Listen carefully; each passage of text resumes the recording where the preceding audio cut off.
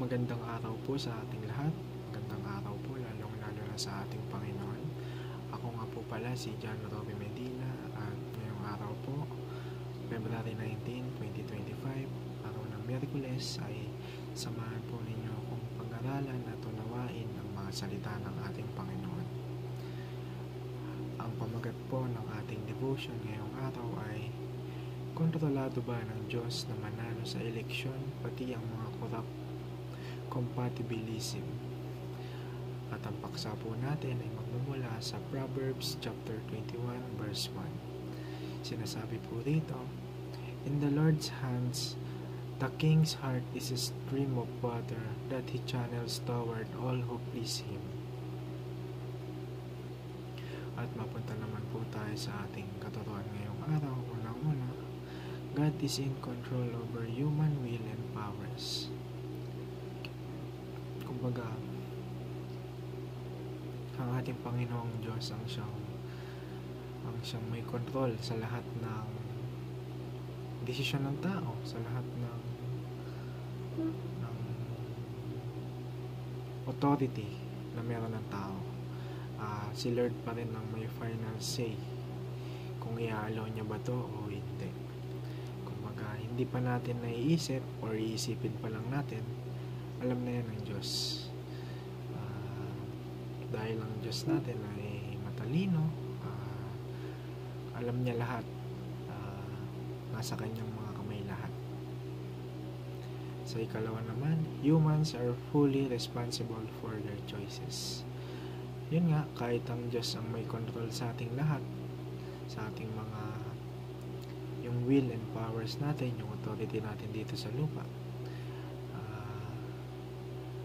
kahit na si Lord, yan, kumbaga, di ba nga binigyan niya tayo ng free will upang magdesisyon, upang maging responsible sa ating mga actions, sa ating mga gagawing choices. Kaya nararapat lamang na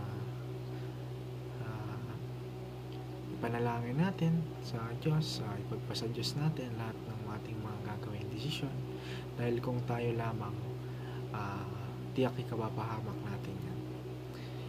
Isama natin lagi ang Diyos sa ating mga gagawin sa buhay, sa ating mga desisyong gagawin sa ating buhay. At ikaw ulit, the Bible affirm both statements. At yan lamang po para sa katuruan natin ngayong araw. At mapunta naman po tayo sa ating applications. Unang-una, trust in God's sovereign plan. Maniwala tayo sa ating Panginoon, manampalataya tayo na may plano ang Panginoon sa atin. Huwag tayong mag-settle sa plano lang natin, bagkus maniwala tayo kung ano yung gagawin ng Panginoon. Dahil iba kumilos ang Panginoon, higit pa yan sa iniisip natin. Sa ikalawa, take full responsibility for your actions. Kung baka matuto tayong mag-take blame sa sarili natin muna. Kung baka huwag tayong laging nakatingin sa iba. Huwag natin laging isisi sa iba yung mga hindi magandang nangyayari sa ating buhay. Kumbaga, magmuni-munit muna tayo bago natin sisihin yung iba. Kumbaga, magsimula muna tayo sa sarili natin. Dahil, di ba nga, sabi nga sa katuruan natin ngayong araw, tayo naman yung responsible para sa mga choices natin. So, ba't natin isisisi sa ibang tao? Dapat sa sarili muna natin. Ihingi natin ito ng tawad, ihingi natin ito ng gabay sa ating Panginoon. At ikaw ulit, sa ating applications ngayong araw, do your best as if everything depends on you.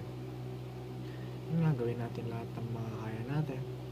Magtiwala tayo sa sarili, magtiwala tayo sa ating Panginoon.